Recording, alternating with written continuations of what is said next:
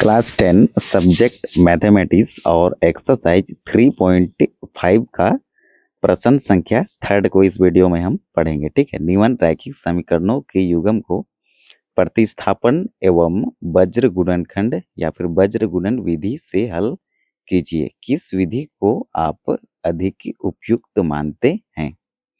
तो प्रतिस्थापन विधि कहने का मतलब एलिमिनेशन मेथड, और वज्र गुणनखंड विधि मतलब क्रॉस मल्टीप्लिकेशन मेथड से हमें बनाना है, दोनों मेथड से। ठीक है, तो सबसे पहले हम प्रश्न को पढ़ेंगे। प्रश्न है हमारा 8x plus 5y equal to 9 और 3x plus 2y equal to 4।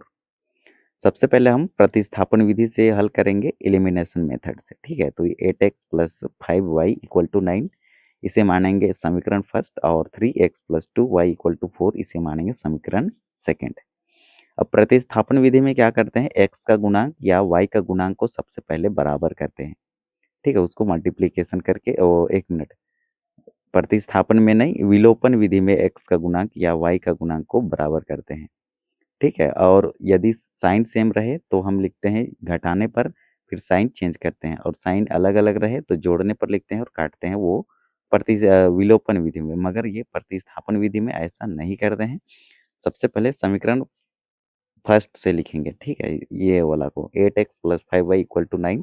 अब x या y का वैल्यू निकाल लेंगे, तो हम यहाँ पर निकाले हैं y का वैल्यू, तो 5y लिखे इक्वल टू 9 लिखे, फिर 8x प्लस में है, इधर आके माइनस में हो जाएगा, इक्वल टू के राइट साइड भेजेंगे तो माइनस का 8x, तो y इक्वल टू मिला 9 माइनस 8x, और ये 5 मल्टीप्लाई में इधर आके डिवाइड में हो जाएगा, 5 भी इक्वल टू समीकरण थर्ड मानेंगे।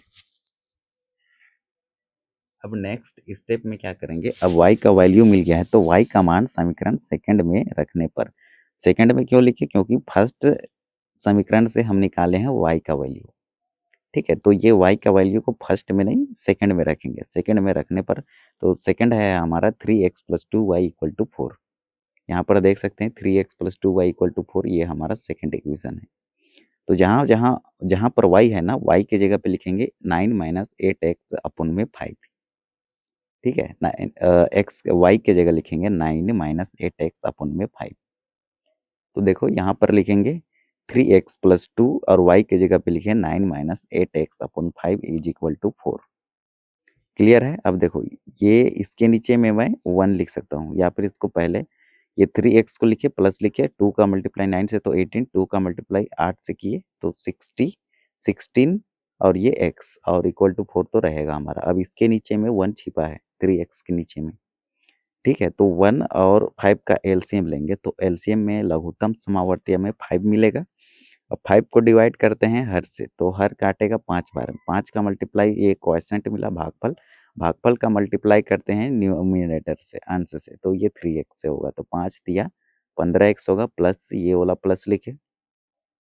अब 5 को काटेंगे हम किससे, 5 को एलसीएम आया है 5 ना, ये इसको काटेंगे हर से, तो 1 टाइम्स में काटेगा, 1 का मल्टीप्लाई करेंगे ये वाला टर्म से, इससे। ठीक है, तो 1 का मल्टीप्लाई 18 से करेंगे तो 18 मिलेगा, और 1 का मल्टीप्लाई माइनस 16x से करेंगे तो माइनस 16x मिलेगा, इक्वल टू ये 4 रहेगा हमारा, 4 के नीचे में 1 छिपा रहता है वो।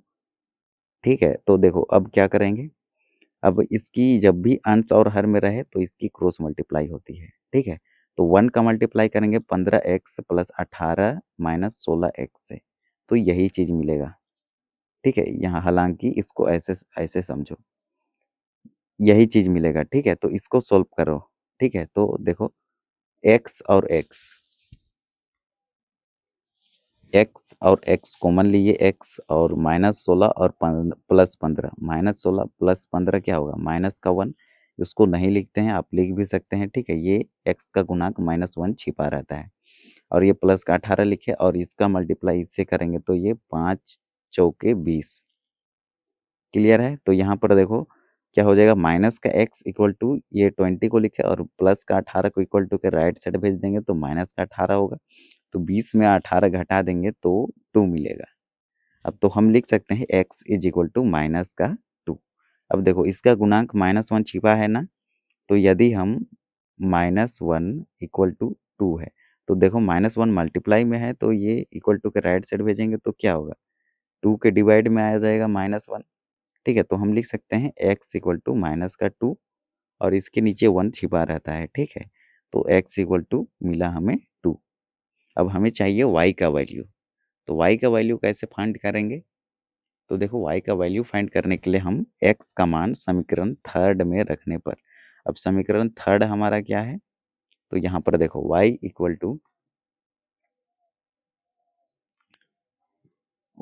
टू 9 माइनस 8x अपॉन 5, ये हमारा समीकरण थर्ड है, ठीक है। तो यहाँ पर हम रख देंगे।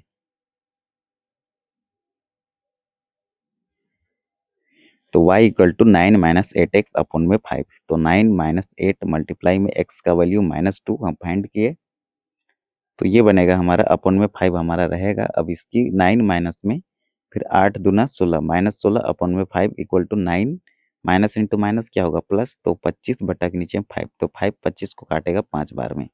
अतः x इक्वल टू -2 और y इक्वल टू 5 समीकरण का अभीष्ट हल है। तो ये होगी हमारी आंसर। क्लास 10 सब्जेक्ट मैथमेटिक्स और एक्सरसाइज 3.5 का प्रश्न संख्या थर्ड को अब हम इसे सॉल्व करेंगे वज्र गुणनखंड विधि से, मतलब क्रॉस मल्टीप्लिकेशन मेथड से सॉल्व करेंगे। तो 8x plus 5y equal to 3, ठीक है।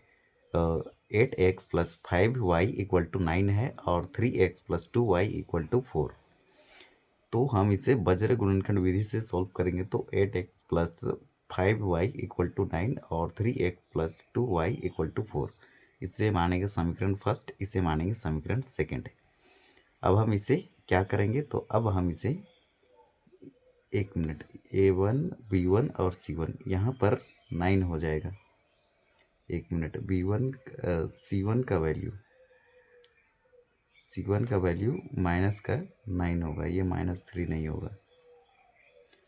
क्लियर है? अब देखो, यदि हम इसे लिखेंगे दो चर वाले रैखिक समीकरण का व्यापक रूप में, तो व्यापक रूप होता है a1x plus b1y plus c1 equal to 0 और a2x plus b2y plus c2 is equal to 0।